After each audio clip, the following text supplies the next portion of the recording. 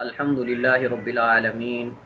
والصلاة والسلام علی اشرف الانبیاء والمرسلین نبینا محمد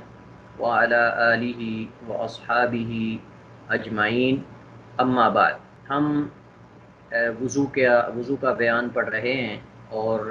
وضو کے واجبات سے اور فرائض سے متعلقہ جو احکامات ہیں ان کو پڑھ رہے ہیں۔ ایسے واجبات یا فرائض جن کا تعلق وضو سے ہے اور ان کے فرض یا واجب ہونے میں اختلاف ہے یا ان پر اتفاق ہے، یہ مسائل ہم پڑھ رہے ہیں، یا پھر ایسے مسائل اس وضو کے واجبات اور فرائض میں ہم پڑھ رہے ہیں یا پڑھیں گے جن کو واجبات کے ساتھ ذکر کیا جاتا ہے، یا ان کا کسی نہ کسی طریقے سے وضو کے فرائض اور واجبات سے کوئی تعلق ہوتا ہے۔ تو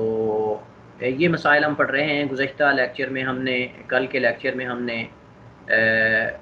ہاتھ چہرے کا مسئلہ پڑھا تھا، چہرہ دھونے کا۔ اس میں داڑھی کی 3 قسمیں ہم نے جو ہے وہ پڑھی تھیں، کہ عموماً داڑھی کی 3 قسمیں ہوتی ہیں۔ یا تو داڑھی بالکل جو ہے وہ ہلکی اور چھوٹی ہوگی، جس کے اندر سے جلد نظر آ رہی ہوگی، یا پھر داڑھی جو ہے وہ گھنی ہوگی، تھوڑی سی بڑی ہوگی، اس کے اندر سے چہرے کی جو جلد ہوتی ہے وہ نظر نہیں آتی، جیسا کہ رسول اللہ صلی اللہ علیہ وسلم کی داڑھی تھی۔ آپ کی داڑھی گھنی تھی اور گہری تھی۔ یا پھر تیسری صورت یہ ہوتی ہے کہ آدمی کی داڑھی جو ہے وہ بہت زیادہ لمبی ہو، سینے تک، یا پھر جو ہے وہ سینے سے نیچے تک پہنچ چکی ہو۔ تو ان میں سے ہر ایک کے جو ہے وہ ہم نے احکامات پڑھے، اور لمبی داڑھی میں جو فقہا کے اس کو دھونے یا نہ دھونے میں اختلاف تھا وہ ہم نے پڑھا۔ اسی طرح ہاتھوں کے اندر، کیا ہاتھوں کو کونیوں تک، یعنی بازوؤں کو کونیوں تک دھویا جائے گا، کونیاں داخل ہیں یا نہیں، اس میں جو فقہا کے درمیان پایا جانے والا اختلاف تھا وہ ہم نے پڑھا۔ اور میں نے عرض کی تھی کہ اصل سبب اختلاف جو ہے وہ لفظ الہ ہے، کہ الی المرفقین جو ہے یہ لفظ الہ میں اختلاف ہے، کہ آیا یہ جو ہے وہ لفظ الہ انتہائی غایت کے لیے ہے، یا پھر اس سے مراد لفظ معا، یعنی اس کا معنی معا ہے، ساتھ ہے، یا پھر انتہائی غایت کے لیے۔ جن لوگوں نے کہا کہ انتہائی غایت کے لیے ہے، ان لوگوں نے کہا کہ یہ کونیاں جو ہیں وہ بازوؤں کے اندر داخل نہیں، ہاتھوں کے اندر ان کو نہیں دھویا جائے گا۔ اور جن لوگوں نے کہا کہ یہ لفظ بما یعنی الہ بمانہ معا ہے، تو لہٰذا جو ہے وہ ان لوگوں نے کہا کہ یہ داخل ہیں کونیاں۔ آخر میں امام مبرد کا قول نقل کیا تھا کہ انہوں نے کہا کہ اگر تو حد محدود کی جنس میں سے ہو تو پھر وہ اس میں داخل ہوگی، لیکن اگر جنس میں سے نہ ہو تو پھر اس میں داخل نہیں ہوگی۔ اس کی مثال انہوں نے دی تھی، جیسا کہ عرب جو ہے وہ عموماً کہتے ہیں کہ بیتک ثوبہ من الطرف الی الطرف، یا اس طرح کے الفاظ انہوں نے کہے کہ عرب عموماً سودا کرتے ہوئے، خرید و فروخت کرتے ہوئے کہتے ہیں کہ میں نے تجھے یہ کپڑا ایک طرف سے دوسری طرف تک کا بیچ دیا۔ تو اس سے مراد عموماً پورا کپڑا ہوتا ہے، پورا تھان ہوتا ہے، چونکہ دونوں طرفین جو ہیں وہ کپڑے کی جنس میں سے ہیں، خارج میں جنس سے خارج میں سے نہیں ہیں، تو لہٰذا اس میں داخل ہوں گی۔ لیکن جو روزے کی مثال ان لوگوں نے دی تھی جو کونیوں کو اس میں داخل نہیں کرتے، وہ اس کے مثال بنتی نہیں، کیونکہ روزہ جو ہے اس کا تعلق دن کے ساتھ ہے، رات کے ساتھ نہیں، تو لہٰذا الی اللیل کے اندر جو لفظ الہ ہے وہ داخل نہیں ہوگا رات کے اندر۔ تو بہرحال اس طرح جو ہے وہ یہ مسئلہ ہم نے پڑھا تھا۔ اور اس کے علاوہ سر کے مسح کے بارے میں جو فقہا کا اختلاف ہے کہ آیا بعض حصے کا مسح کرنے سے کافی ہو جائے گا، یا پورے سر کا مسح کرنا واجب ہے۔ ہم نے اس میں 3 قول جو ہے وہ ذکر کیے تھے۔ جمہور علماء کرام کا وہ کہتے ہیں پورے سر کا مسح کرنا چاہیے، حنفیہ کہتے ہیں کہ چوتھائی سر کا مسح کافی ہو جائے گا، اور شافعیہ کہتے ہیں کہ جس کو مسح کا نام دیا جائے چاہے وہ ایک بال کے برابر کیوں نہ ہو، وہ کفایت کر جائے گا۔ آج ہم جن مسائل کو پڑھنے جا رہے ہیں ان میں سب سے پہلا مسئلہ جس کا تعلق سر کے مسح سے ہی ہے، وہ ہے کانوں کا مسح کرنا۔ جب ہم سر کا مسح کرتے ہیں تو کیا کانوں کا مسح کرنا ضروری ہے، یا اگر کوئی آدمی چھوڑ دیتا ہے تو اس کا وضو جو ہے وہ درست ہو جائے گا، صحیح ہو جائے گا، خالی سر کا مسح کافی ہے؟ یعنی کان سر میں داخل ہیں یا نہیں؟ اصل یہ وجہ اختلاف ہے فقہا کے درمیان کہ کان جو ہے وہ سر میں داخل ہیں یا نہیں۔ تو جن لوگوں نے کہا کہ کان سر کا حصہ ہیں، انہوں نے کہا کہ کانوں کا مسح کرنا ضروری ہے جیسے سر کا مسح کرنا ضروری ہے۔ جن لوگوں نے کہا کہ کان سر کا حصہ نہیں ہے، یہ الگ عضو ہیں، انہوں نے کہا کہ اس کا مسح کرنا جو ہے وہ ضروری نہیں ہے، سنت ہے، کیونکہ اللہ کے نبی صلی اللہ علیہ وسلم کے فعل سے ثابت ہے، اور فعل جو ہے وہ وجوب پر دلالت نہیں کرتا۔ یہ فقہا کا قاعدہ ہے، وہ کہتے ہیں کہ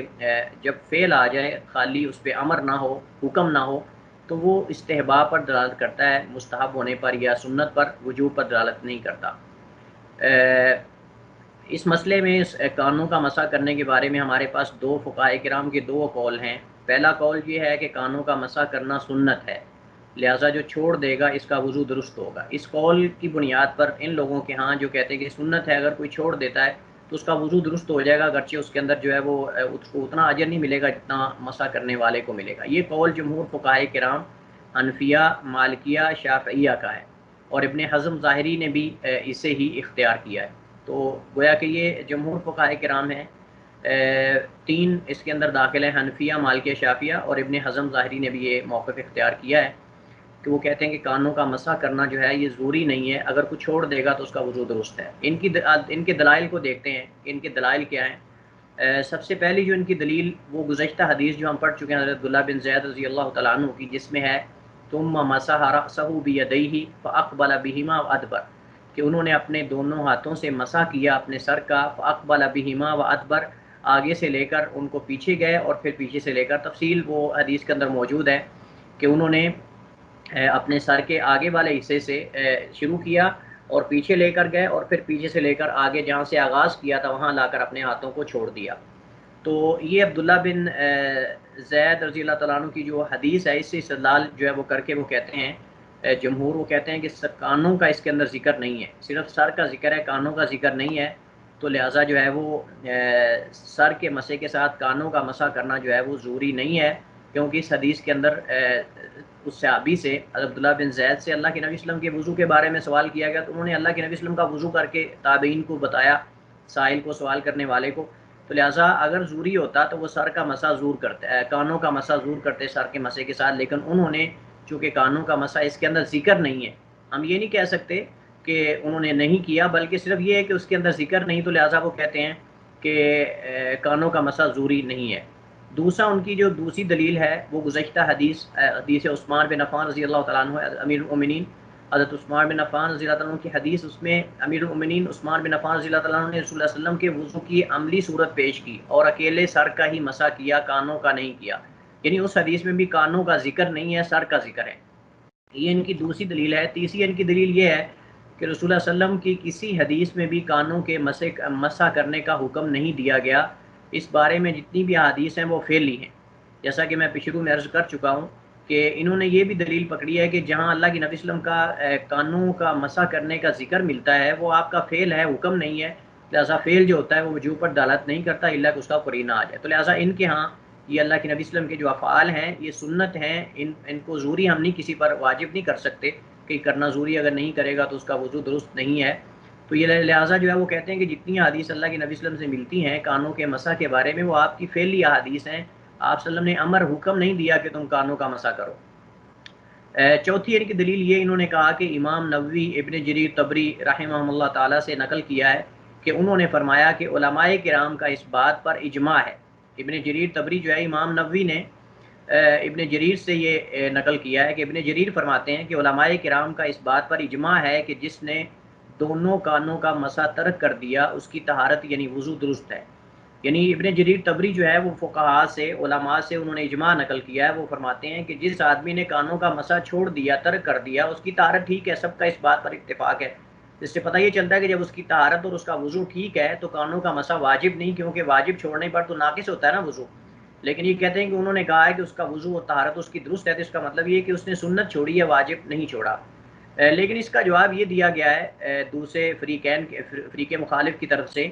کہ اجماع کا دعویٰ درست نہیں ہے، کیونکہ بعض سلف سے اس مسئلے میں اختلاف نقل کیا گیا ہے، تو لہٰذا یہ کہنا کہ اجماع ہے، عموماً جو فقہاء علماء اجماع نقل کرتے ہیں بسا اوقات ان کا اجماع جو ہے وہ ان کے نزدیک کوئی اور معنی ہوتا ہے، ممکن ہے کہ اس سے مراد اپنا مذہب لے رہے ہو کہ ان کے مذہب کے ہاں، یعنی وہ شافعی ہیں تو شافعیہ کے ہاں، اگر مالکی ہیں تو مالکیہ کے ہاں،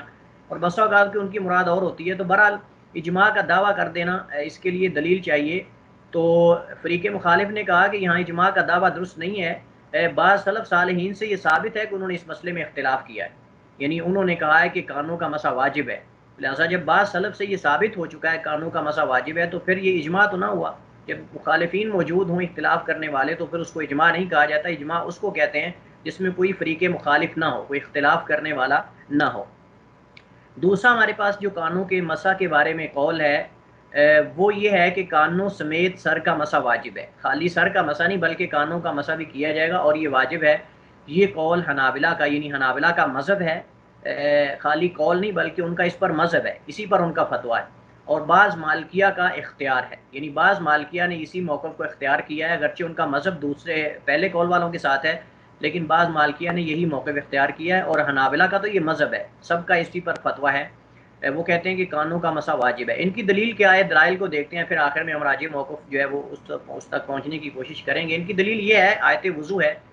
آیت وضو میں اس میں سر کے مسح کا حکم دیا گیا ہے اور کان سر میں داخل ہیں، جیسا کہ حضرت ابو امامہ، حضرت ابو ہریرہ، عبداللہ بن زید رضی اللہ عنہم کی روایات سے ثابت ہے کہ رسول اللہ صلی اللہ علیہ وسلم نے فرمایا،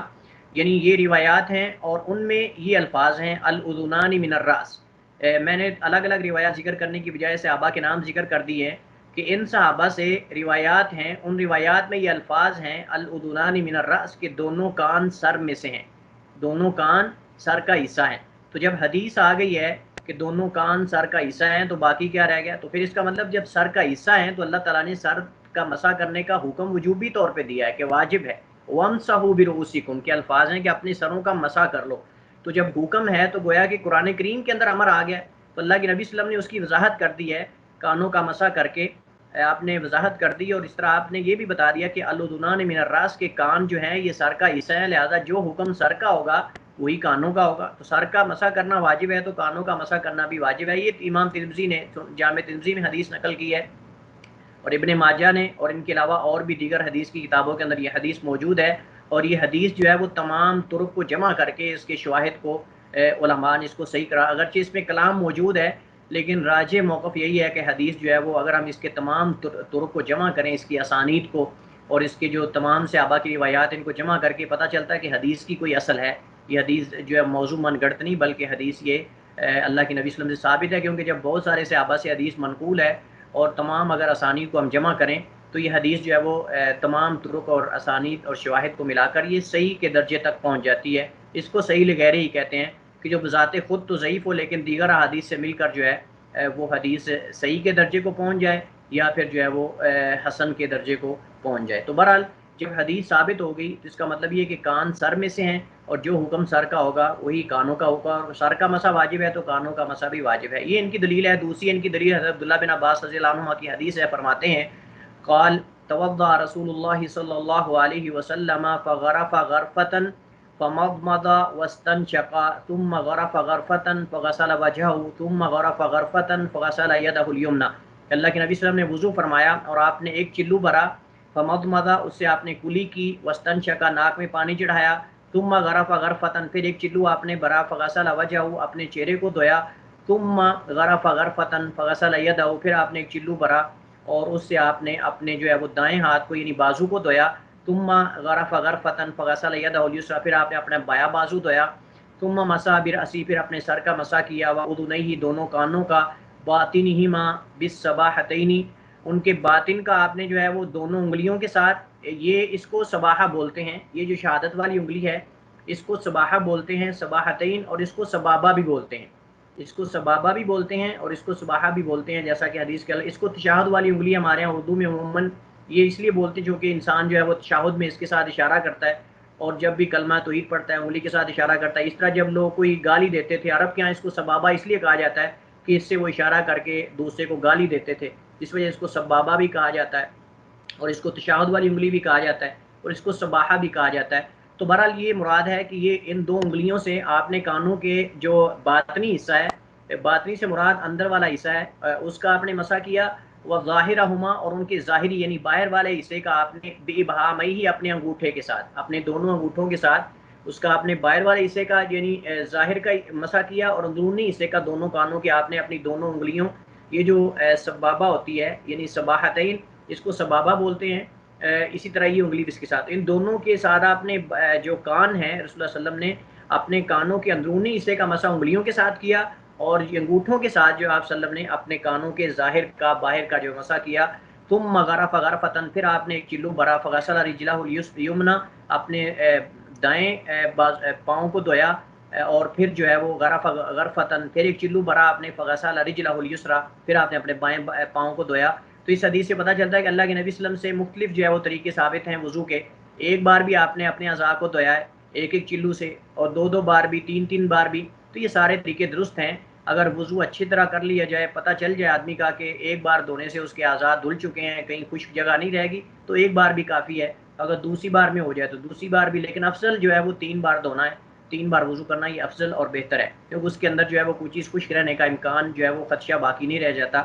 اس میں ہے کہ رسول اللہ صلی اللہ علیہ وسلم نے اپنے سر اور کانوں کا مسح کیا. تو اللہ کے نبی صلی اللہ علیہ وسلم کے فعل سے یہ ثابت ہو چکا آپ نے کانوں کا مسح کیا ہے. اور یہ حدیث امام نسائی نے سنن نسائی میں، سنن صغریٰ میں، کیونکہ امام نسائی کی 2 کتابیں ہیں، ایک سنن کبریٰ ہے جس کو جو ہے وہ سنن کبریٰ کہتے ہیں، اور ایک جو ہے وہ سنن صغریٰ ہے، اس کو مجتبیٰ بھی کہتے ہیں. تو امام نسائی نے سنن نسائی جو صغریٰ اس کے اندر یہ حدیث نقل کی ہے، وہ حدیث صحیح، اور یہ صحیح حدیث ہے. تیسری ان کی دلیل یہ ہے کہ حدیث مقدام بن مادی کرب رضی اللہ عنہ کی حدیث ہے. قال انہوں نے فرمایا اوتی رسول اللہ صلی اللہ علیہ وسلم، اللہ کے نبی صلی اللہ علیہ وسلم جو ہے وہ بی وضوء، دیکھیے بار بار یہ الفاظ آ رہے ہیں، بی وضوء، اللہ کے نبی صلی اللہ علیہ وسلم وضو کا پانی لائے گئے، فتوضا یعنی آپ کے پاس وضو کا پانی لایا گیا، فتوضا آپ نے وضو کیا، فغسل کفیہ اپنے دونوں تھیلیوں کو آپ نے دھویا، ثم تمضمض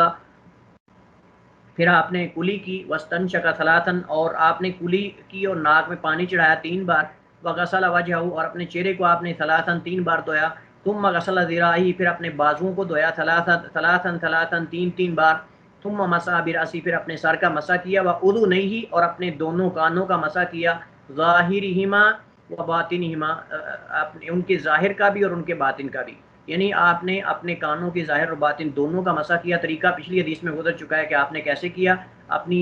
دونوں سواحتین انگلیوں کے ساتھ آپ نے اندرونی حصے کا کیا اور ظاہر والے حصے کا آپ نے انگوٹھوں کے ساتھ کیا. تو یہ اللہ کے نبی صلی اللہ علیہ وسلم سے جو ہے وہ ثابت ہے کہ آپ نے کانوں کا مسح کیا ہے. تو لہٰذا اس سے پتہ چلتا ہے کہ کانوں کا مسح واجب ہے، اور یہ وضاحت ہے اللہ تعالیٰ کے فرمان کی جو قرآن کریم ہے، وَامْسَحُوا بِرُؤُوسِكُمْ اپنے سروں کا مسح کرو. تو اللہ کے نبی صلی اللہ علیہ وسلم نے فعل ثابت کر کے بتا دیا اپنی امت کو کہ کان جو ہے وہ سر کا حصہ ہے، لہٰذا جو حکم کانوں کا ہوگا وہی حکم جو ہے، جو سر کا حکم ہوگا وہی جو ہے وہ کانوں کا حکم ہوگا. راجح موقف یہی ہے کہ کانوں سمیت سر کا مسح کرنا واجب ہے، جس کے دلائل جو ہے وہ گزر چکے ہیں. رہی بات کہ رسول اللہ صلی اللہ علیہ وسلم کے فعل سے وجوب ثابت نہیں ہو سکتا، اس کا جواب یہ ہے کہ آپ صلی اللہ علیہ وسلم کا فعل اللہ تعالیٰ کے حکم وَامْسَحُوا بِرُؤُوسِكُمْ کی وضاحت اور تفصیل ہے، جس سے پتہ چلتا ہے کہ کان سر میں داخل ہیں. اگر داخل نہ ہوتے تو آپ صلی اللہ علیہ وسلم ان کا مسح نہ کرتے. تو لہٰذا اللہ کے نبی صلی اللہ علیہ وسلم، ٹھیک ہے اگر آپ اس بات کو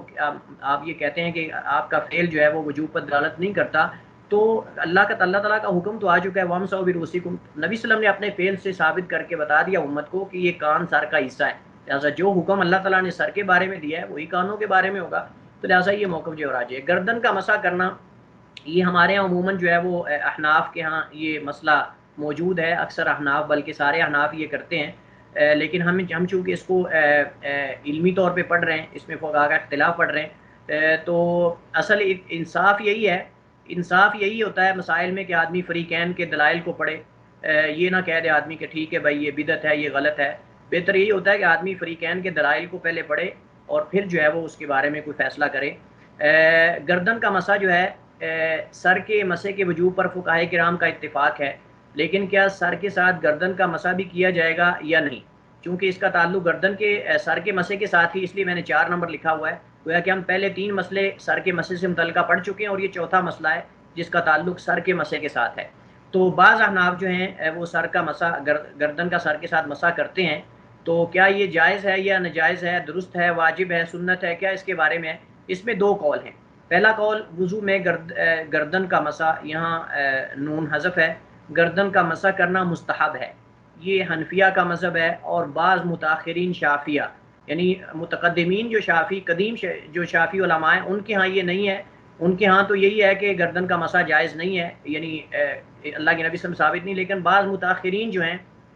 ان کے ہاں یہ ہے کہ انہوں نے کہا ہے کہ گردن کا مسح کیا جائے گا. لیکن امام نووی رحمہ اللہ نے، چونکہ وہ شافعی ہیں، تو انہوں نے المجموع جو کتاب ان کی، اس کے اندر انہوں نے تقریباً 4-5 اقوال شافعیہ کے نقل کیے ہیں. تو ان میں سے ایک یہ بھی ہے کہ بعض نے کہا ہے کہ گردن کا مسح کیا جائے گا. تو لہٰذا جو ہے وہ حنفیہ کا مذہب ہے، تمام احناف کے ہاں گردن کا مسح ہوگا، لیکن بعض شافعیہ جو متاخرین میں سے انہوں نے بھی کہا کہ مسح ہوگا. ان کی دلیل کیا ہے؟ آئیے دلائل کو دیکھتے ہیں. حضرت طلحہ بن مصرف جو ہے وہ اپنے باپ سے اور وہ اپنے دادا سے، یعنی ان کے باپ کو ان کے دادا نے یہ روایت ذکر کی، کالا انہوں نے فرمایا رأیت رسول اللہ صلی اللہ علیہ وسلم، میں نے اللہ کے نبی صلی اللہ علیہ وسلم کو دیکھا، یمسح رأسہ، آپ اپنے سر کا جو ہے وہ مرتن واحدہ، ایک ہی بار آپ نے اپنے سر کا مسح کیا، حتی بلغ القذالہ، حتیٰ کہ آپ جو ہے وہ گردن تک پہنچ گئے۔ یہاں راوی نے وضاحت کی ہے، یہ اللہ کے نبی صلی اللہ علیہ وسلم یا صحابی کی طرف سے وضاحت نہیں ہے، یہ کسی اور راوی کی طرف سے ہوتا ہے۔ جب یہ دو لائنوں کے درمیان یا دو فاصل کے درمیان یہ آتا ہے تو یہ مطلب وضاحت کسی راوی نے کی ہے۔ وَهُوَ اول الکفا، اور وہ جو ہے گردن کا شروع والا حصہ ہے، جہاں سر کے بال ختم ہوتے ہیں اس سے آگے والا جو متصل حصہ اس کو گردن بولتے ہیں۔ تو وہ کہتے ہیں کہ یہ وضاحت ہے، گویا کہ کذال، لفظ کذال کی وضاحت ہے، وَهُوَ اول الکفا، اور وہ گردن کا شروع والا حصہ ہے۔ تو لہٰذا جو ہے وہ اس حدیث میں جو طلحہ بن مصرف جو اپنے دادا سے بیان کرتے ہیں، اس میں یہ کہ اللہ کے نبی صلی اللہ علیہ وسلم نے اپنے سر کا ایک بار مسح کیا، اور پھر وہی مسح جو ہے وہ آپ نے گردن تک بھی کیا، یعنی گردن کا بھی کیا۔ یہ حدیث سنن نبی داؤد کے اندر، مسند احمد کے اندر موجود ہے، لیکن یہ حدیث جو ہے وہ تمام یعنی جمہور محققین کے ہاں ضعیف ہے۔ جتنے بھی بڑے بڑے محققین ہیں، حافظ ابن حجر ہو گئے، حافظ عراقی ہو گئے، امام حاکم دار قطنی وغیرہ وغیرہ، بڑے بڑے جو محققین گزرے ہیں، حتیٰ کہ امام نووی، ان سب کے ہاں جو ہے وہ حدیث یہ ضعیف ہے۔ تو لہٰذا جب حدیث جو ہے وہ جمہور محققین کے ہاں ضعیف ہے تو اس سے استدلال کرنا درست نہیں ہے۔ امام نووی فرماتے ہیں، حالانکہ وہ شافعی ہیں، امام نووی رحمہ اللہ فرماتے ہیں ضعیف بالاتفاق، یہ علماء کے اتفاق کے ساتھ بالاتفاق یہ ضعیف ہے، یعنی اس میں کوئی دوسری بات ہی نہیں ہے۔ تو اکثر اتفاق سے یہاں مراد یہی اکثر جمہور ہیں، اگرچہ بعد نے اس کو صحیح بھی کہا ہوگا، ممکن ہے حناف کے یہاں تو صحیح ہے تو اس سے استدلال کرتے ہیں۔ لہٰذا جب حدیث ضعیف ہے تو اس سے استدلال کرنا جو ہے وہ درست نہیں ہے۔ دوسری بات یہ ہے کہ اس میں جو طلحہ بن مصرف ہیں، ان کے دادا کے بارے میں اختلاف ہے کہ ان کے دادا کا نام کیا ہے۔ بعض نے کہا کہ ان کا نام عمر بن کعب ہے، بعض نے کہا کعب بن عمر ہے، اور اس طرح جو بڑے بڑے محققین محدثین ہیں انہوں نے ان کی صحبت اور عدم صحبت کے بارے میں اختلاف کیا ہے، کیا یہ صحابی ہیں یا نہیں ہیں، ان کے دادا جو ہیں طلحہ بن مصرف کے، کیا وہ صحابی ہیں یا نہیں ہیں، اس میں بھی اختلاف ہے۔ تو بہرحال جو ہے وہ لمبا چوڑا اس میں اختلاف موجود ہے۔ تو اس کے صحابی اور نہ صحابی اور عدم صحابی ہونے کے بارے میں، صحبت کے بارے میں اختلاف ہے، اور دوسرا جو ہے وہ اس کے اندر 3 راوی ایسے ہیں جو ضعیف ہیں یا پھر اس حد تک کمزور ہیں کہ ان کی روایت سے استدلال کرنا جو ہے وہ درست نہیں ہے۔ تو بتا چکا ہوں میں کہ یہ حدیث جمہور محققین کی نزدیک ضعیف ہے، لہذا استدلال درست نہیں ہے۔ دوسری ان کی دلیل عبداللہ بن عمر کی حدیث رضی اللہ عنہما کی، انہ اذا توضا لفظ ہے، اذا توضا مسح عنقہ، جب وہ وضو کرتے تھے، یہاں عین کے ساتھ نہیں ہے، یہاں توضا اس طرح جیسے نیچے لکھا ہوا ہے ایسے یہ کتابت کی غلطی ہے۔ تو عبداللہ بن عمر کے بارے میں آتا ہے اذا توضا، جب وضو کرتے، مسح عنقہ، تو اپنی گردن کا مسح کرتے، ویقول، اور آپ فرماتے تھے، قال رسول صلی اللہ علیہ وسلم، اللہ کے نبی صلی اللہ علیہ وسلم نے فرمایا، من توضا، جس نے وضو کیا، ومسح عنقہ، اپنی گردن کا مسح کیا، لم یغل بالاغلال یوم القیامہ، وہ قیامت کے دن بیڑیاں نہیں پہنایا جائے گا۔ اغلال جو ہوتا ہے یہ جمع ہے، اور یہ بیڑیاں اس کو کہتے ہیں جو پاؤں میں پہنائی جاتی ہیں، جیسے ہمارے ہاں کہتے ہیں فلاں کو بیڑیاں پہنا دی گئیں، یہ قید و بند میں جیل کے اندر یا قید و بند کے اندر یہ سزائیں مختلف انداز میں دی جاتی ہیں، تو یہ آخرت میں بھی ہوں گی۔ تو لہٰذا جو ہے وہ اس حدیث میں ہے کہ اللہ کے نبی صلی اللہ علیہ وسلم فضیلت بیان کی ہے کہ جو وضو کرے گا اور گردن کا مسح کرے گا اسے قیامت کو بیڑیاں نہیں پہنائی جائیں گی۔ یہ ابو نعیم اصبہانی نے یہ تاریخ اصبہان کے اندر یہ حدیث نقل کی ہے، اور یہ حدیث ضعیف ہے، اسے حافظ عراقی رحمہ اللہ نے ضعیف قرار دیا ہے۔ اسی طرح جو گزشتہ علماء جن کا ہم امام نووی وغیرہ، حافظ ابن حجر وغیرہ، انہوں نے بھی اس حدیث پہ کلام کی ہے، لہٰذا یہ حدیث درست نہیں ہے اور اس سے استدلال کرنا درست نہیں۔ دوسرا قول یہ ہے کہ گردن کا مسح کرنا مستحب نہیں ہے۔ مستحب نہیں کا مطلب ہے، یہاں تھوڑا سا ہم رکتے ہیں، کسی اسٹوڈنٹ نے مجھ سے سوال بھی کیا تھا کہ مستحب اور سنت اور مشروع اس میں کیا فرق ہے۔ دیکھیے مستحب کا لفظ جو ہے اور مشروع کا لفظ، مشروع کا مطلب یہ ہوتا ہے کہ یہ جو مسئلہ ہے یا یہ جو حکم ہے یہ شریعت میں بیان کر دیا گیا ہے، اس کا شریعت کے اندر ثبوت موجود ہے، یعنی قرآن میں یا حدیث میں اس کا ثبوت موجود ہے، اور یہ مشروع ہے، یعنی یا تو اللہ تعالیٰ کے فرمان کے اندر اس کا حکم دیا گیا ہے یا اس کی اجازت دی گئی ہے، یا پھر نبی صلی اللہ علیہ وسلم کی سنت کے اندر۔ لیکن جو مستحب ہوتا ہے، مستحب کا مطلب یہ ہوتا ہے کہ اس کی بالکل جو ہے وہ اللہ کے نبی صلی اللہ علیہ وسلم سنت ہو، ثابت نہ ہو، یعنی اللہ کے نبی صلی اللہ علیہ وسلم نے ایسا کام تو نہ کیا ہو، لیکن جو ہے وہ کسی ایک دلیل سے اس کے جائز ہونے کا جو ہے وہ پتہ چلتا ہو۔ یہ فرق ہے. سنت یہ کہ اللہ کے نبی صلی اللہ علیہ وسلم کا قول، فعل یا تقریر،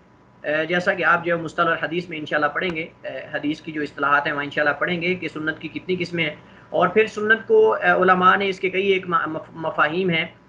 فقہاء کے ہاں اس کا الگ معنی ہے، اصولیین کے ہاں ان کا الگ معنی ہے، محدثین کے ہاں اس کا الگ معنی ہے، اور جو ہے وہ علماء عقیدہ کے ہاں اس کا الگ معنی ہے. تو جب بدعت کے مقابلے میں سنت ذکر کی جائے تو اس سے مراد جو ہے وہ چیز ہوتی ہے جو ثابت ہو قرآن و حدیث کے اندر. لیکن جب جو ہے وہ حدیث کی کتابوں میں ذکر کی جائے یا محدثین کے یہاں تو اس سے مراد اللہ کے نبی صلی اللہ علیہ وسلم کا قول، فعل اور تقریر ہوتی ہے. اسی طرح جو ہے وہ مستحب ہے. تو مستحب کا مطلب یہ ہوتا ہے کہ وہ یا تو اللہ کے نبی صلی اللہ علیہ وسلم سے ثابت ہے یا پھر قرآن و حدیث کسی ایک دلیل سے ثابت ہے، اجماع و قیاس وغیرہ کسی بھی ایک نص سے. لیکن اگر غیر مستحب کہا جائے تو اس کا مطلب یہ کہ وہ کسی ایک دلیل سے بھی اس کا ثبوت نہیں ملتا. جس کا کسی ایک دلیل سے بھی، نہ اجماع سے، نہ قیاس سے، کتاب و سنت سے کسی ایک سے بھی اس کا ثبوت نہ ملتا ہو تو اس کو جو ہے وہ ہم کہتے ہیں کہ یہ مستحب نہیں ہے. تو لہٰذا جو مستحب کا معنی عام ہے، مستحب کے اندر سنت بھی آتی ہے اور قرآن حدیث ہر چیز آتی ہے. اس طرح جو ہے وہ اجماع و قیاس وغیرہ سے ثابت شدہ مسائل بھی آتے ہیں. لہٰذا مستحب جو ہے اس کے اندر جس کے اندر کرنے کی اجازت ہو اور اس کو علماء نے اچھا جانا ہو یا جو ہے وہ ان کے ہاں کوئی دلیل ہو. تو یہ مطلب ہے کہ گردن کا مسح کرنا مستحب نہیں ہے، یعنی اسے کرنے کی اجازت نہیں ہے شریعت کے اندر. یہ مطلب ہے کوئی اس کی دلیل موجود نہیں. تو جس کی بالکل بھی دلیل موجود نہ ہو اسے علماء کہتے ہیں کہ یہ مستحب نہیں ہے. لیکن جس کی دلیل موجود ہو، چاہے کتاب و سنت سے ہو، چاہے اجماع قیاس وغیرہ سے ہو، تو اس کو کہتے ہیں کہ یہ مستحب ہے. تو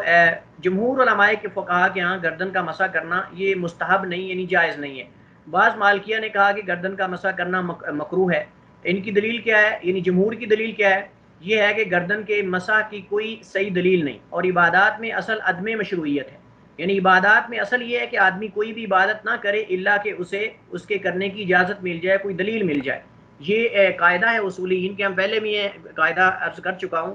کہ عبادات میں اصل رک جانا ہے. اصل جو ہے وہ اشارہ ہے کہ آپ نے رکنا ہے جب تک کہ آپ کو اس عبادت کے کرنے کا طریقہ نہ مل جائے، یہ ہے. لیکن معاملات جو آپ کے ہوتے ہیں، لین دین کرنا کسی سے، اس میں اصل یہ ہے کہ اجازت ہے الا کہ اس کے اندر سود نہ ہو، دھوکہ وغیرہ نہ ہو. لیکن آپ کسی طرح بھی معاملات کر سکتے ہیں کسی کے ساتھ، شریعت نے پابند نہیں کیا آپ کو. لیکن جو عبادات ہیں، عبادات میں اثر رکنا ہے الا کہ ان کے کرنے کی دلیل آ جائے. بعض لوگ کہتے ہیں کہ بھائی اس میں روکا کہاں گیا ہے؟ اگر ایک بندے کو کہو نا یار یہ کام نہ کرو، یہ بدعت ہے، کہتا ہے یار اس کو روکا کہاں گیا ہے، اس کی ممانعت کہاں ہے؟ تو اگر عبادت، ہر قسم کی عبادت جائز ہوتی جیسے انسان کی عقل میں آئے کرتا جائے تو پھر انبیاء کے آنے کا کیا فائدہ ہے؟ پھر قرآن نازل کرنے کا کیا فائدہ ہے؟ پھر اللہ کے نبی صلی اللہ علیہ وسلم کی بعثت کا کیا فائدہ ہے؟ تو رسول آئے ہیں ہمیں عبادات کے صحیح طریقے بتانے کے لیے کہ ایسے ایسے عبادت کرو. اگر جیسے عقل پہ آئے کرتا جائے تو پھر تو مغرب کی 3 کی بجائے 4 پڑھ لو، تو کوئی منع تو نہیں، کہیں بھی کیا گیا کہ آپ مغرب کی 3 رکعت کی بجائے 4 پڑھ لو فرض. زور کے 4 ہیں تو 3 پڑھ لو، عشاء کے 4 ہیں تو 5 پڑھ لو، فجر کے 2 ہیں تو 3 پڑھ لو. منع تو کہیں بھی نہیں، پھر جیسے انسان کرتا جائے. لہذا فقہاء کرام نے، علماء کرام نے، محدثین نے یہ قاعدہ وضع کیا ہے کہ عبادات میں اصل رکنا ہے. اصل یہ ہے کہ وہ جائز نہیں کوئی بھی عبادت الا کہ اس عبادت کا ثبوت موجود ہو، اس کا طریقہ، اس کا ثبوت، اس کی اجازت جو ہے وہ اللہ کی نبی صلی اللہ علیہ وسلم کی حدیث کے اندر یا پھر قرآن کے اندر اس کا طریقہ جو ہے وہ موجود ہو. یہ موضوع کافی لمبا چوڑا ہے بدعات کے بارے میں، اس کا تعلق بدعات سے ہے. اور اس کے بارے میں آپ چھوٹا سا میں ایک مثال دیتا ہوں آپ کو. آپ دیکھیے کہ صحابہ کرام جو ہے وہ کس قدر اس معاملے میں سختی کرنے والے تھے. حضرت عبداللہ بن مسعود کے بارے میں آتا ہے، رضی اللہ عنہ کے بارے میں. آپ دیکھیں کہ ذکر کرنا کتنی بڑی عبادت ہے، اللہ کا ذکر کرنا، سبحان اللہ، الحمدللہ، اللہ اکبر. لیکن اگر طریقہ غلط ہو تو وہی جائز چیز بھی ناجائز ہو جاتی ہے. مثال کے طور پہ عبداللہ بن مسعود کے بارے میں آتا ہے، صحابی رسول کے بارے میں، بہت عظیم صحابی ہیں، فقہائے صحابہ میں سے ہیں. کوفہ کی جامع مسجد میں گئے، یہ مستدرک حاکم میں حدیث موجود ہے. یہ کوفہ کی جامع مسجد میں داخل ہوئے تو دیکھا کہ کچھ لوگ وہاں گروپ کی شکل میں بیٹھ کر گٹھلیاں لے کر کھجور کی، اس پر اللہ کا ذکر کر رہے ہیں. کھجور کی گٹھلیاں لے کر اس پہ اللہ کا ذکر کر رہے ہیں. آپ دیکھیں کام کتنا اچھا ہے، اللہ کا ذکر کر رہے ہیں، لیکن طریقہ چونکہ غلط تھا تو کھجور کی گٹھلیوں پر اللہ کا ذکر کر رہے ہیں اور گروپوں کی شکل میں بیٹھے ہوئے ہیں. تو یہ اللہ کے نبی صلی اللہ علیہ وسلم کے زمانے میں ایسا نہیں تھا. تو حضرت عبداللہ بن مسعود جو ہے وہ غصے میں آ گئے، ان کا چہرہ جو ہے وہ لال ہو گیا غصے سے، اور فرمانے لگے کہ اپنے ساتھ والے کو کہ مجھے جلدی سے مسجد سے نکالو باہر، کہیں اللہ کا عذاب نہ آ جائے. اور فرمانے لگے عبداللہ بن مسعود نے فرمایا کہ ابھی تو اللہ کے نبی کا کفن بھی پرانا نہیں ہوا، ابھی تو اللہ کے نبی صلی اللہ علیہ وسلم کے صحابہ موجود ہیں، ابھی تو اللہ کے نبی صلی اللہ علیہ وسلم کے گھر کے برتن موجود ہیں، اور تم نے یہ کام شروع کر دیا ہے۔ اور آپ نے ایک بہت بڑا عظیم جملہ کہا عبداللہ بن مسعود سے آبی رسول نے، آپ نے فرمایا کہ یہ تم جو گٹھلیوں پہ سبحان اللہ پڑھ رہے ہو، یہ ہر گٹھلی کے بدلے میں اپنا گناہ گنو، تم گویا کہ تم اپنے گناہ گن رہے ہو۔ تو دیکھیے آپ کے کام اچھا ہے لیکن طریقہ غلط ہے، جس سے پتہ چلتا ہے کہ عبادات اصل جو ہے وہ اس میں رکنا ہے، اللہ کہ ان کے کرنے کا جو ہے وہ ہمیں طریقہ بتا دیا جائے، ان کی اجازت ہمیں مل جائے۔ لہٰذا یہ کہنا کہ ہمیں روکا کہاں گیا ہے، تو پھر انبیاء کیوں آئے، پھر قرآن کیوں آیا؟ تو اس کا تعلق عبادات سے ہے، نبی آئے ہمیں عبادات کا طریقہ سکھانے کے لیے، ہمیں معاملات بھی سکھائے ہیں، ہمیں جو ہے وہ ہر چیز سکھائی ہے۔ تو معاملات میں اصل اجازت ہے، آپ جیسے مرضی کریں معاملہ اپنا دوسروں کے ساتھ، لیکن اللہ کہ اس میں سود نہ ہو، اس کے اندر دھوکہ نہ ہو، یہ چیزیں بتا دی چند قاعدے، لیکن اصل یہ کہ آپ جیسے مرضی کریں، لیکن عبادات میں اصل رکنا ہے۔ تو یہ یہاں بتا کرنا ضروری تھی۔ تو ان کی دلیل یہ ہے کہ اس کے جو ہے وہ اصل میں عبادات میں عدم مشروعیت ہے، اللہ کہ کسی کام کی مشروعیت کی دلیل آ جائے، یعنی اس کے کرنے کی دلیل آ جائے۔ اسی طرح رسول اللہ صلی اللہ علیہ وسلم کے وضو کی صفت میں بے شمار صحیح حدیث وارد ہوئی ہیں، ان میں سے کسی ایک حدیث میں بھی گردن کا مسح کا ذکر نہیں ہے، اور جب کوئی چیز ثابت نہیں تو اس کا بدعت کے قریب تر ہونے کا امکان زیادہ ہے، کیونکہ رسول اللہ صلی اللہ علیہ وسلم نے فرمایا من عمل عملا لیس علیہ امرنا فہو رد، یہ صحیح مسلم کی حدیث ہے۔ نبی صلی اللہ علیہ وسلم کہ جس نے کوئی ایسا کام کیا جس پر ہمارا حکم نہیں ہے، اجازت نہیں ہماری، یا امرنا سے مطلب ہمارا حکم نہیں ہے، یہ اجازت ہماری نہیں ہے، فہو رد، وہ اس کا حکم جو ہے اس کا جو عمل ہے وہ مردود ہے، یعنی اللہ تعالیٰ کے ہاں وہ قابل قبول نہیں ہے۔ تو جب تک محمدی اسٹیمپ نہیں لگے گی اس عمل پر، وہ اللہ تعالیٰ کے ہاں قابل قبول ہے، ہرگز بھی نہیں ہوگا۔ امام نووی فرماتے ہیں گردن کے مسح میں یا مسح میں رسول اللہ صلی اللہ علیہ وسلم سے کچھ بھی ثابت نہیں رہی۔ طلحہ بن مصرف کی روایت یا حدیث تو اس کے ضعیف ہونے پر علماء کا اتفاق ہے، یہ کتاب المجموع امام نووی کے اس کے اندر موجود ہے۔ اسی طرح شیخ الاسلام ابن تیمیہ رحمۃ اللہ علیہ فرماتے ہیں رسول اللہ صلی اللہ علیہ وسلم سے یہ بالکل بھی صحیح ثابت نہیں ہے کہ آپ صلی اللہ علیہ وسلم نے وضو میں گردن کا مسح کیا ہو، مجموع الفتاوی ابن تیمیہ رحمہ اللہ کا اس کے اندر یہ موجود ہے۔ راجح موقف یہی ہے کہ گردن کا مسح کرنا درست نہیں، کیونکہ رسول اللہ صلی اللہ علیہ وسلم سے اس بارے میں کچھ بھی صحیح ثابت نہیں، تو جب اللہ کے نبی سے ثابت نہیں ہے تو ہمیں نہیں کرنا چاہیے، اس سے بچنے کی کوشش کرنی چاہیے۔ یہ نہیں کہنا چاہیے اندھی تقلید کہ بس میرے امام نے کیا ہے یا ہمارے ائمہ نے کہا ہے یا ہمارے علماء نے کہا ہے۔ اللہ تعالیٰ فرماتا ہے کہ تمہارے لیے میرے نبی کی زندگی نمونہ ہے، لقد کان لکم فی رسول اللہ اسوۃ حسنہ، کہ تمہارے لیے میرے نبی کی زندگی نمونہ ہے۔ اللہ تعالیٰ نے یہ نہیں فرمایا کہ ابو بکر کی زندگی، عثمان کی زندگی، فلاں کی زندگی، بلکہ سب سے پہلے ہمارے لیے اللہ کے نبی صلی اللہ علیہ وسلم کا طریقہ ہے۔ تو جب نبی صلی اللہ علیہ وسلم کے طریقے میں ہمارے لیے کوئی چیز ایسی موجود نہیں، اس کے بعد صحابہ ہے، نبی صلی اللہ علیہ وسلم کہ تمہارے لازم پکڑو میری سنت کو، سنت الخلفاء الراشدین، خلفاء راشدین کے طریقے کو لازم پکڑو، تو اس کے اندر بھی ان سے بھی یہ ثابت نہیں ہے۔ تو لہٰذا جو ہے وہ ہمیں اس سے اجتناب کرنا چاہیے، کہیں یہ نہ ہو کہ ہماری یہ بدعت شمار ہو اور جو ہے وہ ہمارا یہ کام بدعت میں داخل ہو جائے۔ 11واں مسئلہ ہمارے پاس جو ہے وہ وضو کے واجبات سے متعلقہ وہ پاؤں کا ٹخنوں تک دھونا ہے۔ آپ تعجب کریں گے یہ سن کر، آپ یہ تعجب کریں گے سن کر کہ فقہاء میں اس بات میں بھی اختلاف موجود ہے کہ پاؤں کو دھویا نہیں جائے گا بلکہ مسح کیا جائے گا، جیسے جرابوں یا موزوں پر کرتے ہیں۔ یہ ہمارا اختلاف جو ہے یہ موزوں کے بارے میں نہیں بلکہ ننگے پاؤں کے بارے میں، کہ کیا ننگے پاؤں کو دھونا واجب ہے یا ان پر مسح بھی چل جائے گا۔ تو یہ اقوال بھی موجود ہیں، آئیے پڑھتے ہیں ان میں صحیح کیا ہے غیر صحیح کیا ہے۔ تو اس مسئلے میں فقہاء کرام کے 4 اقوال ہیں۔ پہلا قول یہ ہے کہ ننگے پاؤں کو ٹخنوں تک دھونا واجب ہے، اس پر مسح کرنا جائز نہیں ہے۔ یہ مذہب جمہور سلف خلف کا ہے، یعنی جتنے بھی ائمہ، تابعین، تبع تابعین اور فقہاء گزرے ہیں ان میں سے جو اکثر ہیں ان کا یہ قول ہے کہ ننگے پاؤں کو ٹخنوں تک دھونا واجب ہے، ان پر مسح کرنا جائز نہیں ہے۔ اس سے پتہ یہ چلتا ہے کہ مسح کرنے والے بھی مسح کو واجب کرنے والے بھی کچھ لوگ ہیں، یعنی جو کچھ ایسے بھی ہیں جو کہتے ہیں کہ مسح کرنا جائز ہے، یعنی مسح کیا جائے گا، وہ آ رہے ہیں انشاءاللہ ہم پڑھیں گے۔ ان کی دلیل کیا ہے جمہور کی؟ یہ آیت وضو ہے، اس میں اللہ تعالیٰ کا فرمان ہے وَامْسَحُوا بِرُؤُوسِكُمْ وَأَرْجُلَكُمْ إِلَى الْكَعْبَيْن۔ میں نے آپ کو جب پہلے دن ہم نے آیت پڑھی تھی میں نے آپ کو بتایا تھا کہ وَأَرْجُلَكُمْ جو ہے اس کے اندر 2 اعراب ہیں، ایک ہے وَأَرْجُلَكُمْ لام کے فتح کے ساتھ زبر کے ساتھ، اور ایک ہے وَأَرْجُلِكُمْ لام کے کسرہ کے ساتھ۔ تو میں نے اس وقت یہ عرض کی تھی کہ لام کے کسرہ کے ساتھ اگر ایک قرات پڑھیں گے تو اس قرات کے مطابق اس سے مراد اگر جرابیں یا موزے ہوں پاؤں پر تو پھر اس کا عطف ہوگا برؤوسکم وامسحوا پر، کہ جیسے سروں کا مسح کیا جائے گا ایسے ہی وارجلکم پاؤں کا مسح کیا جائے گا جب موزے پہنے ہوں۔ لیکن اگر ہم اس کا اعراب پڑھیں وارجلکم تو پھر اس کا عطف جو ہے فاغسلوا وجوہکم پر ہوگا، وجوہکم پر اس کا عطف ہوگا، لہذا جو چہرہ دھونے کا حکم ہے وہی جو ہے وہ پاؤں کو ٹخنوں تک دھونے کا حکم ہوگا۔ انہوں نے کہا کہ آیت میں وَأَرْجُلَكُمْ جو ہے وَأَرْجُلَكُمْ کا معطوف ہے وجوہکم، سوری یہاں کا لفظ نہیں ہے، وَأَرْجُلَكُمْ معطوف ہے وجوہکم کا، تو لہٰذا ان دونوں کا عامل فعل فاغسلوا ہے، ان دونوں کا عامل فعل فاغسلوا ہے، لہٰذا جو حکم چہرے کا ہوگا وہی پاؤں کا ہوگا۔ تو وجوہکم کیوں منصوب ہے؟ کیونکہ وہ فاغسلوا کا مفعول ہے، تو مفعول ہونے کی بنیاد پر مفعول منصوب ہوتا ہے، تو لہٰذا جو ہے وہ جیسے وجوہکم منصوب ہوگا ایسے ہی وارجلکم بھی منصوب ہوگا، اور اسے دھویا جائے گا جیسے چہرے کو دھویا جائے گا۔ دوسری ان کی دلیل یہ کہ رسول اللہ علیہ وسلم سے وضو کی صفت میں بے شمار حدیث وارد ہوئی ہیں، اور ان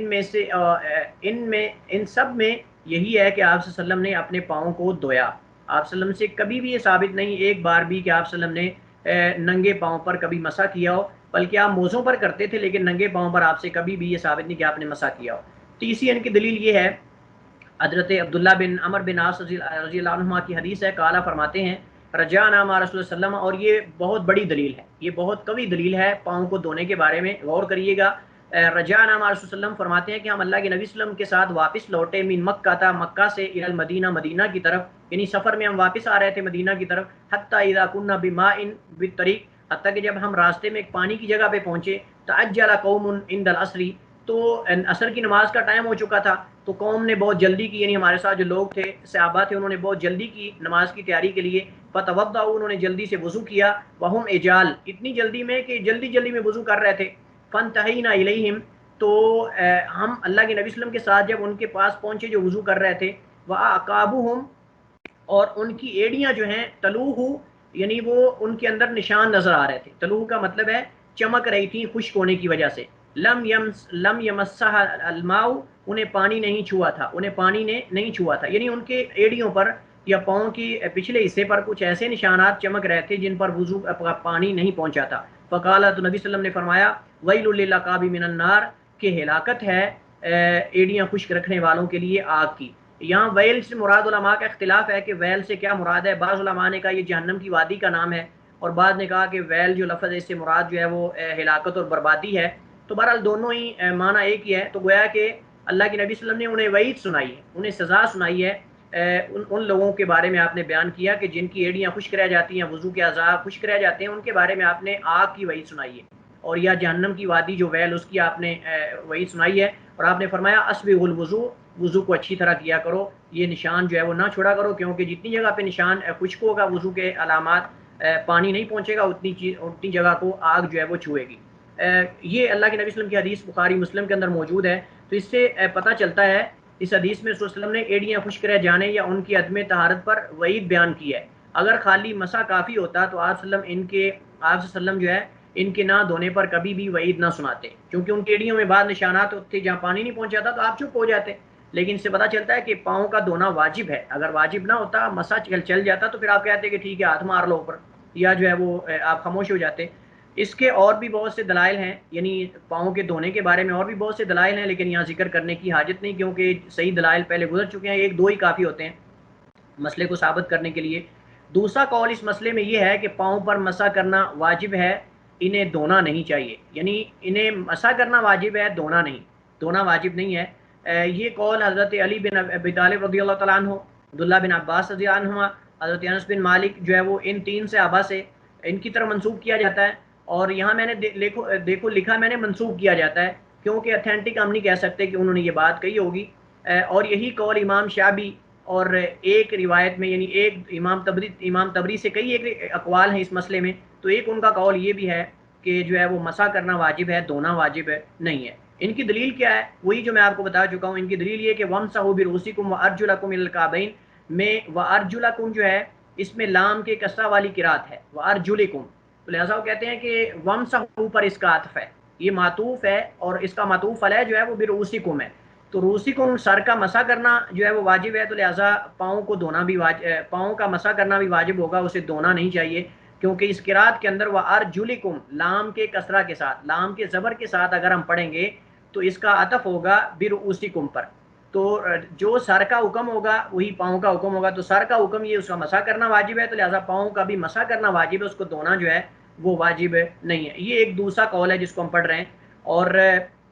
یہ ان کی دلیل ہے۔ یہ دوسری قرات جو ہے اس کے اندر وہ ارجلکم کے اندر وہ ارجلکم ہے، لہٰذا انہوں نے اس قرات کو حجت بنایا ہے. وہ کہتے ہیں کہ ارجلکم اگر ہم پڑھیں گے تو اس سے پتہ یہ چلے گا کہ پاؤں کو جو ہے وہ دھونا واجب نہیں بلکہ ان پر مسح کرنا واجب ہے. یہ دوسرا قول ہے. تیسرا قول اس میں یہ ہے کہ آدمی کو پاؤں دھونے اور ان پہ مسح کرنے کا اختیار ہے. دونوں میں سے جو بھی کر لے کافی ہوگا، یعنی مسح کر لے تو بھی کافی ہے اور اگر پاؤں کو دھو لے تو بھی کافی ہے. یہ قول تابعی جو ہیں حسن بصری رحمہ اللہ ان سے منقول ہے، اور امام طبری سے ایک دوسرے قول میں انہوں نے یہی کہا ہے. جیسا کہ میں عرض کر چکا ہوں کہ امام طبری سے اس مسئلے میں کئی ایک اقوال منقول ہیں، چونکہ وہ مفسر ہیں، اور مفسر میں آپ کو پتہ ہے مفسرین جو ہے وہ ایک ایک آیت میں کئی ایک اقوال جو ہے وہ ذکر کرتے ہیں. تو ان سے کئی ایک اقوال، ان میں سے دوسرا قول یہ ہے، وہ کہتے ہیں کہ دونوں میں اختیار ہے، دھو لے تو بھی مسح کر لے تو بھی، دونوں طرح جائز ہے. دونوں میں سے ایک کام کرنا ضروری ہے. یہ ان کا موقف ہے. ان کی دلیل کیا ہے؟ ان کی دلیل یہ کہ جب دونوں قراءات درست ہیں تو کسی پر بھی عمل کیا جا سکتا ہے. جب دونوں قراءات و ارجلکم و ارجلکم، جب دونوں قراءات جو ہیں وہ درست ہیں، دونوں طرح پڑھنا درست ہے، تو دونوں پر عمل کیا جا سکتا ہے. لہٰذا وہ کہتے ہیں کہ اگر ہم ایک کو چھوڑ دیں گے تو دوسری پر عمل نہیں ہوگا، اور اگر دوسری کو چھوڑ دیں گے تو پہلی پر عمل نہیں ہوگا. لہٰذا وہ کہتے ہیں کہ ہم یہ کہہ سکتے ہیں کہ دونوں میں سے کسی ایک پر عمل کر لیں تو یعنی اختیار موجود ہے. ہم کسی کو واجب نہیں کہتے کہ ضروری یہی کرنا چاہیے. چوتھا قول یہ ہے کہ پاؤں کو دھونا اور مسح کرنا دونوں ہی واجب ہیں. لو یہ اہل ظاہر نے جو ہے وہ صحیح فیصلہ کیا ہے. وہ کہتے ہیں کہ پاؤں کو دھونا اور مسح کرنا دونوں ہی واجب ہیں، اور یہ قول بعض اہل ظاہر کا ہے. اہل ظاہر ان کو کیوں کہتے ہیں؟ اہل ظاہر امام داؤد ظاہری، ابن حزم رحمہ اللہ تعالیٰ، یہ عموماً جو ہے وہ نص کی ظاہر کو لیتے ہیں. یہ جو دلیل ہوتی ہے کتاب و سنت سے، اس کے ظاہر کو لے کر بس فیصلہ کر دیتے ہیں، دیگر دلائل کو نہیں دیکھتے اور اجماع قیاس وغیرہ اس طرح کی چیزوں پہ ان کا عمل نہیں ہے. اس وجہ سے جب انسان گہرائی میں نہیں جاتا آیا دلائل کی، تو پھر جو ہے وہ اس طرح کے موقف سامنے آتے ہیں، اس طرح کے جو ہے وہ فتوے سامنے آتے ہیں. تو لہٰذا بعض اہل ظاہر کہتے ہیں کہ پاؤں کو دھونا اور مسح کرنا دونوں ہی واجب ہیں. ان کی دلیل کیا ہے؟ یہ ہے کہ دونوں قرات دو آیات کے قائم مقام ہے. یعنی جب ہم ارجلکم پڑھیں گے ارجلکم پڑھیں گے تو گویا کہ دو آیات ہوگی. وہ کہتے ہیں کہ دو قرات ہیں تو دونوں قرات میں سے ہر ایک قرات ایک ایک آیت کے برابر ہے، کہ گویا کہ وہ الگ الگ ایک ایک آیت ہے. تو جب ایک ایک آیت ہے وہ دونوں قرات وارجلکم وارجلکم، لہذا دونوں آیات پہ عمل کرنا چاہیے. اور وہ طریقہ یہی ہے کہ آپ دونوں کام کر لیں، کہ یہ ظاہریوں کے ہاں ہیں. وہ کہتے ہیں کہ آپ پہلے جو مسح کر لیں، بعد میں پاؤں کو دھو لیں، یا پھر جو ہے پہلے پاؤں کو دھو لیں بعد میں ان پہ مسح کر لیں. یہ ان کا ایک الگ موقف ہے. بہرحال راجح موقف قول جمہور کا ہی ہے کہ پاؤں کو ٹخنوں تک دھونا واجب ہے، مسح کرنا جائز نہیں ہے. جن سے آباء کرام رضوان اللہ اجمعین سے پاؤں پر مسح کرنے کے بارے میں، یعنی ان کا موقف منقول ہے، نقل کیا گیا ہے. ان کے ان اقوال سے رجوع بھی ثابت ہے. یعنی جن صحابہ سے پاؤں کا مسح کرنا بیان کیا گیا ہے یا ان کی طرف نسبت کی گئی ہے کہ انہوں نے کہا کہ پاؤں پر مسح کرو، دھونا، ان سے اس کا رجوع بھی ثابت ہے، جیسا کہ بعض علماء نے ذکر کیا ہے. دوسرا جو ہے وہ لام کے جر والی قرات کا جمہور نے جواب یہ دیا ہے. نمبر ایک، یہ جر مجرور کے پڑوس میں واقع ہونے سے جو ہے وہ پڑھی گئی ہے. یعنی وارجلکم جو ہے وہ کہتے ہیں کہ ہم نے جر اس وجہ سے پڑھی ہے وارجلکم لام پر، کیونکہ اس سے پہلے والا جو لفظ تھا اس پر جر واقع ہوئی ہے، تو اس کی وجہ سے ہم نے برؤسکم کی وجہ سے، صرف اس کے پڑوس میں واقع ہونے کی وجہ سے جر پڑی گئی ہے، ورنہ یہ نہیں کہ اس کا حکم جو ہے وہ الگ ہے.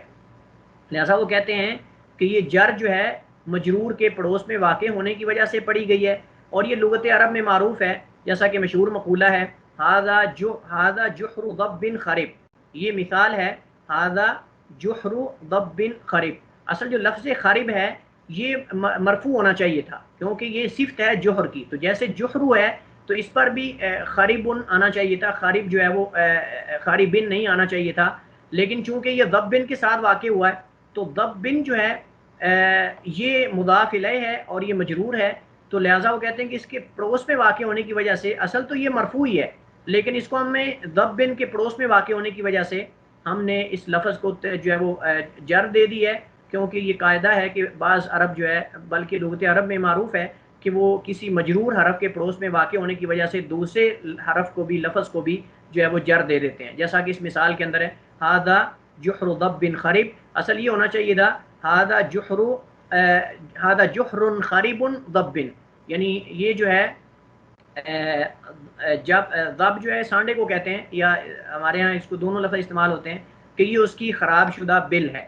یہ سانڈے یا ضب کی خراب شدہ بل ہے، تو لہٰذا وہ کہتے ہیں کہ یہاں خارب جو ہے اس پر جر آئی ہے صرف ضب کے پڑوس میں واقع ہونے کی وجہ سے، ورنہ اصل میں یہ مرفوع ہے، تو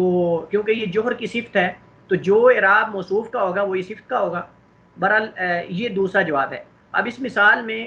تفسیر میں نے لکھی ہے، خارب کو اصل میں جوہر کی صفت ہونے کے سبب مرفوع ہونا چاہیے تھا، لیکن ضب کے پڑوس میں واقع ہونے کی وجہ سے اسے بھی مجرور بنا دیا گیا۔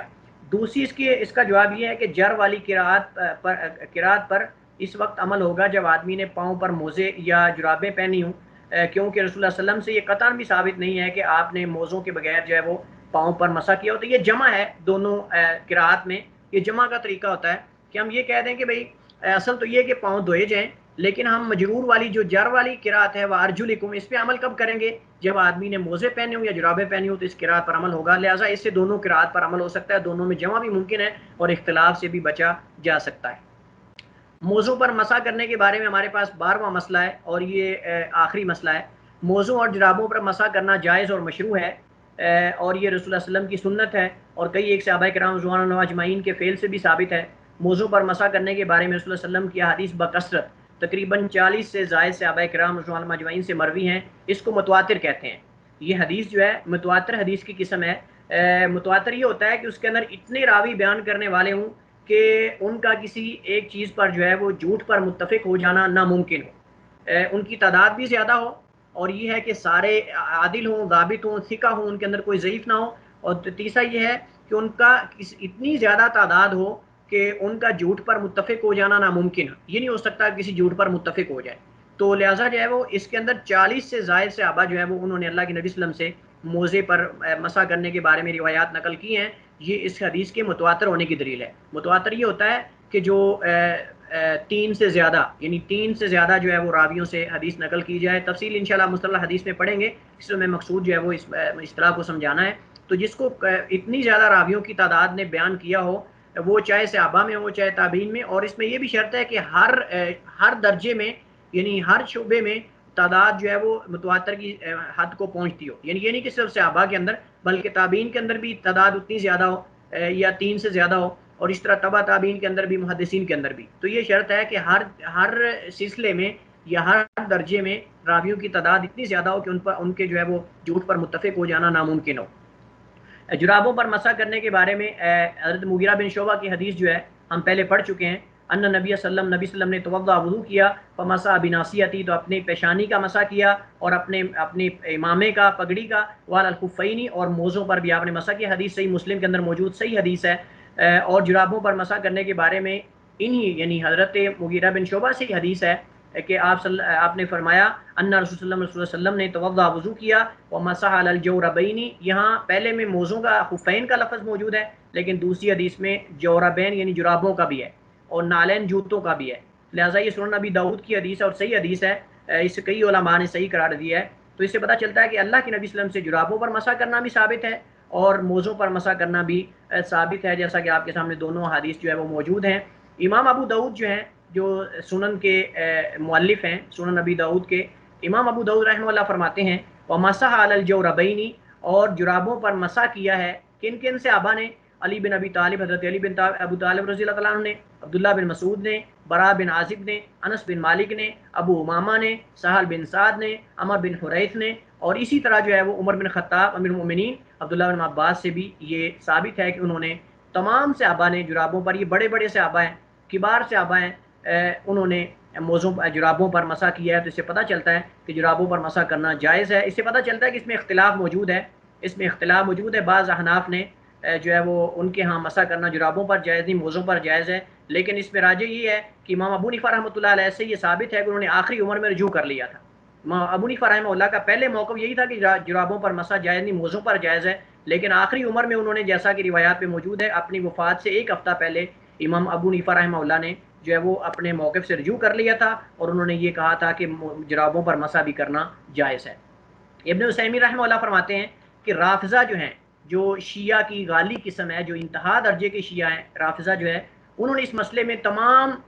جو اہل اسلام ہیں ان سے اختلاف کیا ہے طہارت کے مسائل میں 3 چیزوں میں۔ ایک تو یہ ہے پہلی چیز یہ ہے کہ وہ اپنے پاؤں کو نہیں دھوتے بلکہ ان کا مسح کرتے ہیں. تمام اہل اسلام جو ہے جتنے بھی فرقے ہیں حنفی شافعی مالکی حنبلی وہ اپنے پاؤں کو دھوتے ہیں، لیکن یہ شیعہ جو ہیں یہ رافضہ جو ہیں یہ ان پر مسح کرتے ہیں. اور دوسرا یہ ہے انہم ینتہون بالتطہیر عند العظم، اور جب وہ طہارت حاصل کرتے ہیں تو صرف جو پاؤں کا ابھرا ہوا حصہ ہوتا ہے درمیان میں جو ہڈی ہوتی ہے پاؤں کی ابھری ہوئی سینٹر کے اندر اسی کا مسح کرتے ہیں، باقی پورے پاؤں کا مسح نہیں کرتے. اور تیسرا ان کا اہل سنت سے الگ نظریہ یہ ہے انہم لا یمسحون علی الخفین، موزوں کا مسح جائز قرار نہیں دیتے. پورے جتنے بھی اہل اسلام ہیں ان میں سے جو رافضہ ہیں ان کے ہاں موزوں کا مسح جو ہے وہ جائز نہیں ہے، باقی سب کا ان کے مسح کی مشروعیت پر اتفاق ہے اور وہ اس کو حرام سمجھتے ہیں. جو شیعہ ہیں جو رافضہ ہیں وہ موزوں کے مسح کو حرام قرار دیتے ہیں. اور حالانکہ شیخ ابن عثیمین رحمہ اللہ فرماتے ہیں حالانکہ حضرت علی بن ابی طالب جو آل بیت سے ہیں موزوں پر مسح کرنے کی روایت ان سے منقول ہے. تو آپ اندازہ کریں کہ اپنے امام کی یہاں بات بھی نہیں مانتے. یہ ہمارے بھی امام ہیں حضرت علی بن ابی طالب رضی اللہ تعالیٰ عنہ، لیکن افسوس کی بات ہے کہ وہ ان سے روایات بھی جو منقول ہیں ان پر بھی عمل نہیں کرتے اور اس کے بالکل اپوزٹ اس کے مخالف فتویٰ دیتے ہیں. لہٰذا رافضہ کے ہاں موزوں پر مسح کرنا یہ حرام ہے، جائز تو دور کی بات ہے حرام ہے ان کے ہاں. اور حالانکہ مسح کرنے کی روایت جو ہے وہ حضرت علی بن ابی طالب رضی اللہ تعالیٰ عنہ سے جو ان کے ائمہ میں سے ہیں ان سے بھی یہ روایت جو ہے وہ ثابت ہے. تو علماء کرام جو ہے عموماً عقیدے کی کتابوں میں یہ مسئلہ ذکر کرتے ہیں، حالانکہ مسئلہ یہ فقہ کا ہے، یہ مسئلہ اصل فقہ کا ہے، لیکن علماء کرام جو ہے اس کو عقیدے کی کتابوں میں اس لیے ذکر کرتے ہیں کیونکہ اس میں مخالفین جو ہیں وہ سوائے رافضہ کے کوئی اور نہیں ہے، تو عقیدے کا مسئلہ بن جاتا ہے. چونکہ کہ اتنے زیادہ صحابہ جو ہے وہ روایت کرنے والے ہوں 40 سے زائد صحابہ اور پھر بھی کوئی انکار کر دے اس مسئلے کا تو گویا کہ یہ پھر عقیدے کا مسئلہ بن جاتا ہے، خالی فقہ کا مسئلہ نہیں رہ جاتا. تو اس وجہ سے علماء کرام نے اس موضوع پر مسح کرنے کے مسئلے کو عقیدے کی کتابوں میں بھی ذکر کیا ہے، تو یہ ذہن نشین کر لیں. جرابوں پر موضوع پر مسح کرنے کی شروط کیا ہے؟ انہیں حالت طہارت میں پہنا گیا ہو. یہ پہلی شرط ہے کہ جب آپ موزے یا جرابیں پہن رہے ہوں تو اس وقت آپ طاہر ہوں، حالت طہارت میں ہوں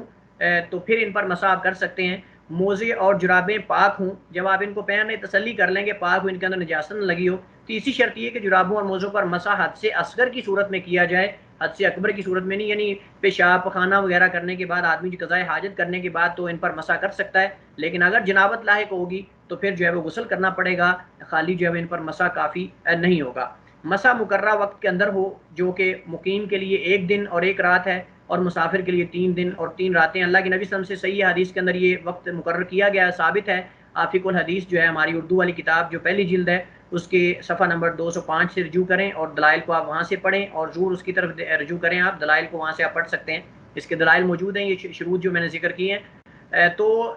مقیم ہوگا آدمی، مسافر نہیں ہوگا، اپنے شہر کے اندر اپنے گھر کے اندر ہے تو 1 دن اور 1 رات تک جو ہے مسح کر سکتا ہے، اور اگر سفر میں ہے تو 3 دن اور 3 راتوں تک جو ہے وہ مسح کر سکتا ہے. سوال یہ ہے کہ مقررہ مدت کو کب سے شمار کیا جائے گا، یعنی یہ جو 3 دن اور 3 راتیں اور 1 دن اور 1 کب سے شمار کریں گے، یہ مسئلہ جو ہے وہ اختلافی ہے. اور یہ سوال آپ لوگوں سے ہے کہ جو ہے وہ مقررہ مدت کا آغاز کب سے ہوگا، تو کون آپ میں سے اس کا جواب دے گا؟ وعلیکم السلام جی. وعلیکم السلام ورحمۃ اللہ. جی سر میرا جو آپ نے فار ایگزامپل عصر کی ٹائم ہوا ہے، عصر کے ٹائم آپ نے وضو کر کے جراب پہن لی ہے، تو اس کے بعد آپ اگلے دن کی عصر تک ہے اس سے پہلے تک اگلے دن کی عصر میں آپ نے دوبارہ کرنا ہوگا طہار کے وضو. اچھا، اور کوئی کسی دوسرے کے پاس کوئی دوسرا جواب ہو؟ السلام علیکم. وعلیکم السلام ورحمۃ اللہ وبرکاتہ. میرے ذہن میں یہ ہے کہ جب وضو کے بعد جب بھی وہ مطلب موزہ پہنے گا جراب پہنے گا یعنی باوضو حالت جی جی فار ایگزامپل اس نے اگر وضو عصر کے وقت بھی کیا ہے لیکن عشاء کے وقت تک اس کا وضو تھا اور عشاء کے وقت اس نے جرابیں پہن لی تو پھر وہ اگلے 1 دن تک یعنی 12 گھنٹے وہ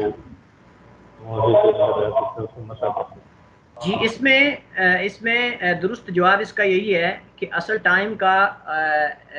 وہ جو شمار کرے گا یا ٹائم کا آغاز اس وقت سے ہوگا جب اس نے پہلا مسا کیا. جب پہلی بار مسا کرے گا وہ موزوں پر، یعنی مثال سے واضح ہوتا ہے مسئلہ کہ ایک آدمی جو ہے اس نے عشاء کے ٹائم وضو کر کے جرابیں پہنی ہیں یا عصر کے ٹائم اس نے وضو کر کے جرابیں پہنی یا موزے پہن لیے اور عصر کے ٹائم اس نے وضو کر کے جرابیں پہنی ہیں، اس سے اس نے مغرب کی نماز بھی پڑھی ہے، عشاء کی بھی پڑھی ہے. اور یہ ممکن ہے خاص کر جب انسان مسجد میں بیٹھا ہو تو تلاوت کر رہا ہو تو ممکن ہے اگر اس کا وضو نہیں ٹوٹا اور وہ مسلسل 2-3 نمازیں اس نے پڑھ لی ہیں اور عشاء کی نماز بھی پڑھ لی ہے، اس کے بعد جو ہے وہ سو جاتا ہے، گھر میں جا کے عشاء کے بعد سو جاتا ہے، تو جب صبح فجر کے ٹائم اٹھے گا تو سب سے پہلا مسا کرے گا فجر ٹائم، کیونکہ پہلا تو اس کا وضو تھا، اس نے وضو میں ہی پہنے جرابیں اور موزے، اس میں مسا نہیں کیا ابھی تک، نہ عصر میں کیا ہے، نہ مغرب میں کیا، نہ عشاء میں کیا ہے. ابھی اس نے چونکہ وضو اس کا باقی تھا، وضو نہیں ٹوٹا، تو پہلا مسا اس نے فجر میں کیا ہے. تو وہاں سے ٹائم نوٹ کرے گا. وہ جس ٹائم اس نے سب سے پہلا مسا کیا ہے جرابوں اور موزوں پر، اس ٹائم سے وہ آغاز کرے گا، شمار کرے گا، اور پورے دن یعنی دن اور رات جو ہے وہ اسی نماز پر جا کے وہ ختم کرے گا. اسی طرح اگر انسان جو ہے وہ اس نے مثلا اس کو ایک دن گزر چکا ہے وہ اپنے گھر میں ہی تھا لیکن وہ سفر میں نکل گیا، ابھی اس کا ٹائم پورا نہیں ہوا، تو پھر وہ 3 دن اور 3 راتیں دوبارہ شمار کرے گا اسی دن سے جس دن وہ سفر کرے گا. یہ نہیں کہ وہ پہلا دن بھی شمار کرے گا جو اس نے گھر کے اندر گزارا ہے، نہیں، بلکہ راجح موقف علماء کا یہی ہے کہ اگر ایک آدمی نے ایک دن گھر کے اندر گزار لیا اور دوسرے دن سفر میں نکل چکا ہے، اس کے ابھی دوسری رات باقی تھی، تو وہ اس کو شمار نہیں کرے گا بلکہ 3 دن الگ جو ہے وہ اس کے اندر شمار کرے گا. اس میں چھوٹا سا سوال پیدا ہو رہا ہے، وہ جی مسا یعنی سونا ضروری ہے یا وضو ٹوٹ گیا اور جب اس نے وضو کیا، یعنی مثال ہے اس کا وضو ٹوٹ گیا 9 بجے لیکن اس نے وضو کیا 11 بجے دوبارہ، مسا تو اس نے 11 بجے کیا، تو اب سے وقت شمار ہوگا 11 بجے سے. جی سوال دوبارہ یعنی کہ کریں، آپ کی آواز کٹ کٹ کے آ رہی ہے. اچھا اب صاف آ رہی ہے؟ فرمائیے پلیز، باقی لوگ اپنے اسپیکر بند کر دیں ایک دفعہ. اگر وضو کا مسے کا جو اعتبار ہے وہ صرف سونے کی حالت میں ہے، یا اگر وضو ٹوٹ جاتا ہے اور پھر جب بھی وہ وضو کرے گا چاہے وضو جتنا لیٹ کرے، مثال ہے اگر عصر کے وقت اس کا وضو ٹوٹ گیا اور اس نے مغرب تک وضو نہیں کیا، اب 3 گھنٹے جو اس کے درمیان کے تھے، تو اس نے مغرب کے وقت میں جب وضو کیا تو پہلا مسا اس وقت کیا، تو اب مغرب سے وقت اس کا کاؤنٹ ہوگا. بھائی میں نے قاعدے بیان کر دیے ہیں، ان کے مطابق جو حکم ہوگا میں آپ کو کہہ دیا ہے کہ جب آدمی نے موزے طہارت کی حالت میں پہن لیے ہیں تو اس کے بعد جب بھی وہ وضو کرے گا ان پر مسا کرے گا، اگر وہ اتارے گا تو پھر جو ہے وہ دوبارہ وضو کرے گا. ایک آدمی نے جو ہے وہ موزوں پر مسا کر لیا اور اس کے بعد جو ہے وہ وضو کر کے مسا کر کے وہ نکل گیا باہر اور اس نے جا کر موزے اتار دیے تو اس کا وضو ختم ہو جائے گا. جی آئے گی اسی کے اندر وہ نماز پڑھے جن پر اس نے مسا کیا ہے. اور اسی طرح ٹائم اسی وقت سے شروع ہوگا جب اس نے پہلی بار مسا کیا. وہ جس ٹائم سے اس نے آغاز کیا، نمازوں کی شرط نہیں لگائی جائے کہ فلاں نماز میں فلاں، بلکہ ٹائم سے اس کو پتہ چلنا چاہیے کہ میں نے فلاں ٹائم سب سے پہلا وضو کیا تھا، چاہے اس وقت نماز کا ٹائم ہو یا نہ ہو، چاہے اس وقت نماز کا ٹائم ہو یا نہ ہو، وہ جس ٹائم بھی پہلا مسا کرے گا موزوں پر اس ٹائم سے وہ شمار کرے گا. یہ نہیں کہ جب اس نے وضو کر کے موزے پہنے تو اس ٹائم سے نہیں، بلکہ جب سب سے پہلا مسا کرے گا. مثال کے طور پہ ایک بندے نے ظہر کی نماز کے وقت موزے پہنے اور اس نے جو ہے وہ وضو کر کے موزے پہن لیے لیکن مسا نہیں ابھی کیا، اس کے بعد وہ آدمی جو بھی کرتا رہا، اس نے پیشاب کیا یا قضائے حاجت جو بھی کی، عصر کی نماز میں جا کے اس نے دوبارہ وضو کیا اور اس پر اس نے مسا کیا،